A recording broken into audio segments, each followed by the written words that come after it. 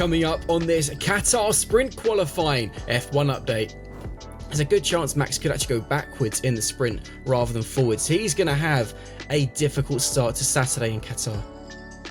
Well, there is that. Max Verstappen fans, do not despair, because I'm about to take you through a scenario now that, as it stands, we are starting to repeat from exactly 1 year ago.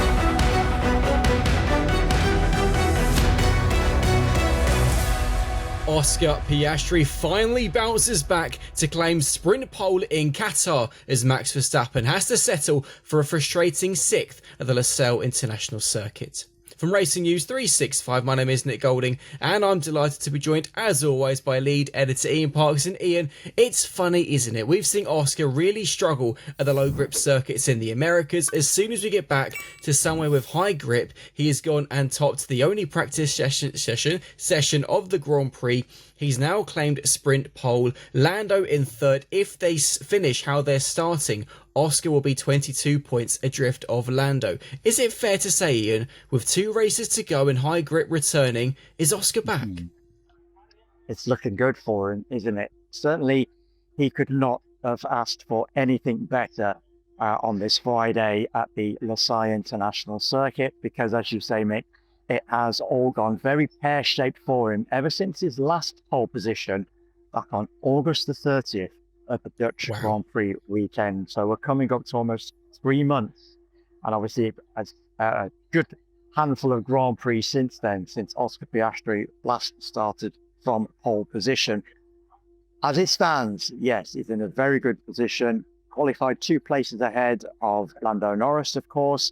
Lando didn't quite get it together in SQ3, whereas Oscar looked very comfortable, very strong throughout all the session, built his way into the day, and ultimately, yes, that has now lent itself to this pole position, and boy, was it needed, because as we know, he came out of that Dutch Grand Prix, a Grand Prix which he went on to win from that pole position, and with Lando Norris retiring, 34 points ahead of Lando Norris at that particular stage. 7 Grand Prix later, he now goes into the Qatar Grand Prix, 24 points adrift of Lando Norris, so a 58-point swing. Even if Oscar claims just a couple of points on Lando Norris out of the sprint race, if they finish 1-3 as they're starting it, that will be very welcome indeed for him, because boy, does he need something now to really turn in his favour. Could this be the start of his comeback and his renewed title challenge? You know what the phrase is, only time will tell, of course. But as it stands, as I said at the start, he could not ask anything more of what he has produced so far on this Friday in Qatar. The reason I pointed out that Oscar will be 22 points behind Lando if they finish where they're starting from is that, as some of the drivers have already pointed out, overtaking in Qatar is so difficult, let alone across a 19-lap sprint race. That bodes very badly for Max Verstappen. He starts in 6th, has been complaining all day about the steering of his RB21, about it bouncing, said that the clipping of the gears at turn 6 in practice was a disaster. His words, not mine. 6th in sprint qualifying, more issues for him. Yuki Tsunoda, yes, you hear this right, has qualified ahead of Max in 5th. If it finishes out where they're starting, Max will be 27 points adrift of Lando. And as Bernie Collins, obviously former Aston Martin strategist, pointed out, with Max's current issues, which will not be able to be solved until after the sprint when Parc Fermé reopens, there's a good chance Max could actually go backwards in the sprint rather than forwards. He's going to have a difficult start to Saturday in Qatar. Well, there is that. Max Verstappen fans, do not despair, because I'm about to take you through a scenario now that, as it stands, we are starting to repeat from exactly 1 year ago, because 1 year ago at this circuit, for sprint qualifying, there were 2 McLarens, 1 and 3, either side of George Russell in 2nd place. Guess what? We had 2 McLarens, 1 and 3, either side of George Russell in 2nd place. 1 year ago, Max Verstappen started the sprint in 6th. 1 year on, Max Verstappen starts this sprint in 6th. Yes, 1 year ago, Max Verstappen went backwards in the sprint. He finished 8th. However, and this is where you have to hope, if you're a Max Verstappen fan, that things really do repeat themselves, because after the sprint race on the Saturday and before qualifying later on that day, during which time the teams are allowed to make changes to their car, Max Verstappen qualified on pole for the Grand Prix and went on to win it. As I say, all is not lost. There could yet be a complete repeat of that weekend from a year ago. Who knows? It's still all to play for. Max isn't out this. Yes, 1 year ago, Max Verstappen was bemoaning his RB20. 1 year on, Max was vehemently bemoaning his RB21. And yes, it was a difficult qualifying session, exactly as it was 12 minutes ago. But he did come out of it the other side with that pole and Grand Prix victory for the main event itself. So, as I say, all is not lost. Keep your fingers crossed, Max fans. It could still go to plan yet. He could still come out of this Grand Prix weekend in with that fighting chance of going into the final race next weekend of the season, of claiming that 5th F1 driver's title. We do need to mention, I mentioned a couple of seconds ago, but Yuki Tsunoda has finally found some pace on a weekend where so far Max is struggling. P5 for him on the grid for the sprint race. Seemingly he's found a bit of confidence in the car, a bit like Oscar, now that F1's returned to a high grip circuit, at a time as well when, Red Bull was starting to think about what that Red Bull and Racing Bull's partnership is going to look like for next year in terms of its drivers. Yuki's timed this pretty well. It's the first time Max has been out-qualified by a teammate in any format since the middle of last year. So that gives you some idea as to just how much of a struggle it has been for those number 2 drivers at Red Bull when it comes to going up against Max Verstappen in qualifying. But yes, he finished 1 place ahead on the grid. And funny enough, when Yuki was asked about his chances for this weekend and what he could do for the team, he said that the best he could do, if he was looking to get a new contract for next year, was just to be there for Max and try and help him in any way he could. He's not been able to do that in any way, shape or form across the entirety of this season since that 3rd race of the year, when of course he was promoted from Racing Bulls into Red Bull. It's been a constant season-long struggle. Well, here he is. He has finally that opportunity to help Max. Who knows? A fantastic getaway off the line.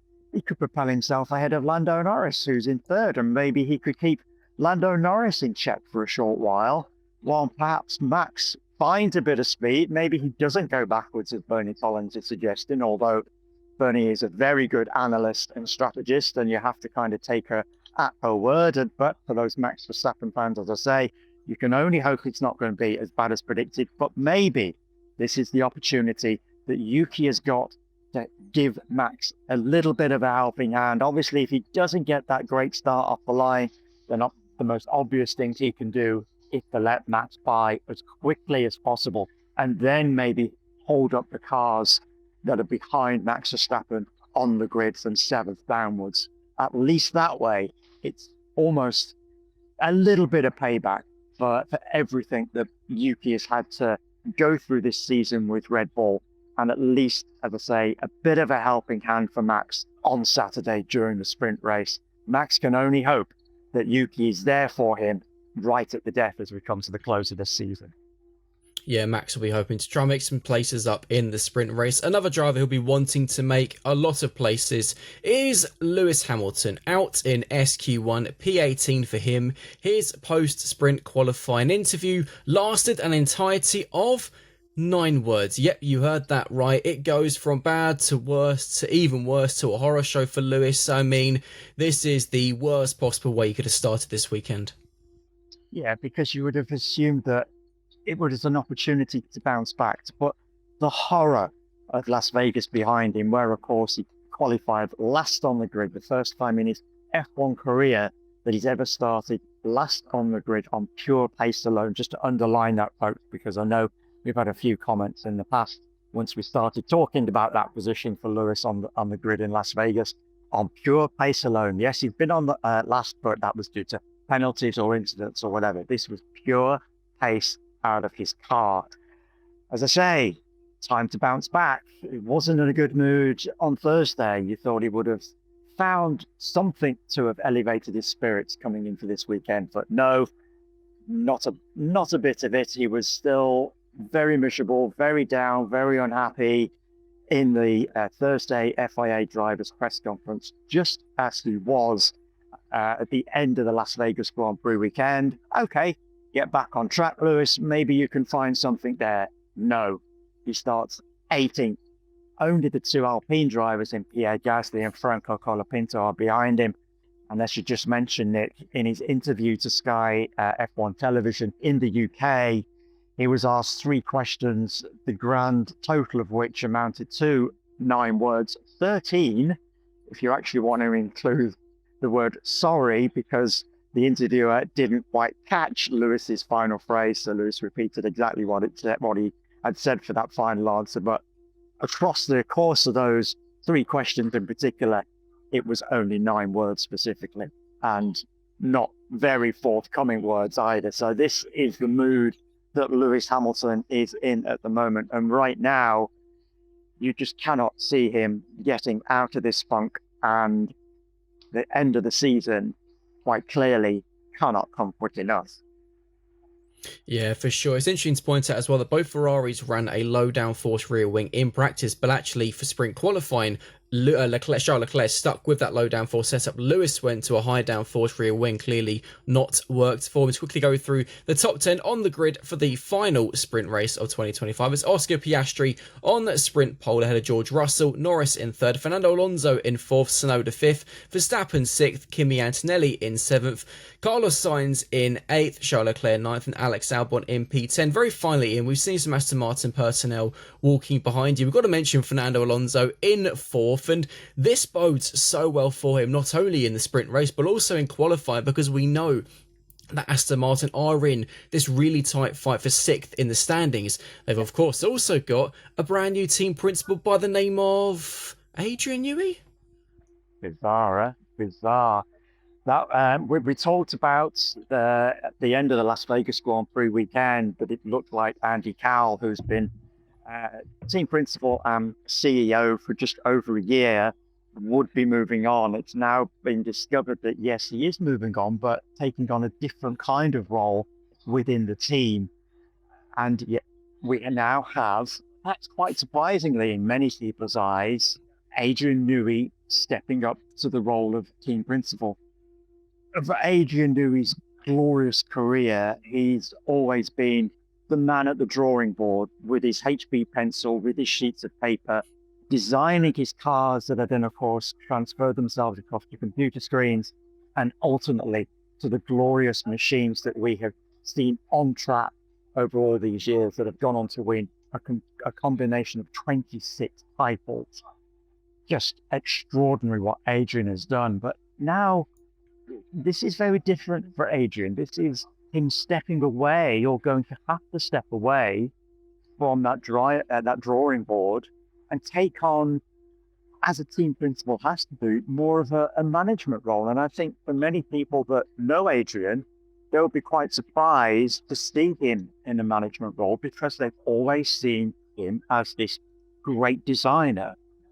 So it's going to be, as I say, a very different prospect now for Adrian Newey. This is, of course, going to be from 2026. He's here at the track this weekend, so it's interesting to see how he will perform with the team. Is he still going to be just that designer, just trying to get a handle on this year's car and looking overall as to how things are progressing and then taking that forward into next season? Or is it a case that he's here at the track to see how things operate, to get an idea as to how the team works, so then he can start to gel and form some ideas as to how he feels the team should operate under his leadership going forward into next season? So it's a very different opposition that Adrian is facing, but at least it's a good start to the weekend, as you say.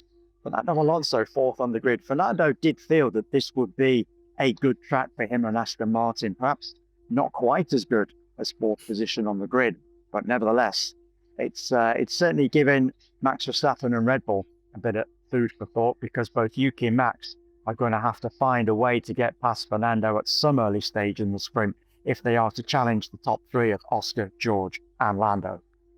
And overtaking Fernando, as we know, is easier said than done. And of course, for those watching this video, let us know your thoughts on the appointment of NEWEY as team principal Aston Martin from 2026. And of course, your thoughts on sprint qualifying, who you think is going to win the sprint race and who you think is going to claim pole position. It's going to be a very busy Saturday. Of course, please do smash the like button, subscribe to the channel, and you can join Ian and I after the sprint race and qualifying on Saturday. See you later. Thanks as always for watching and listening, folks.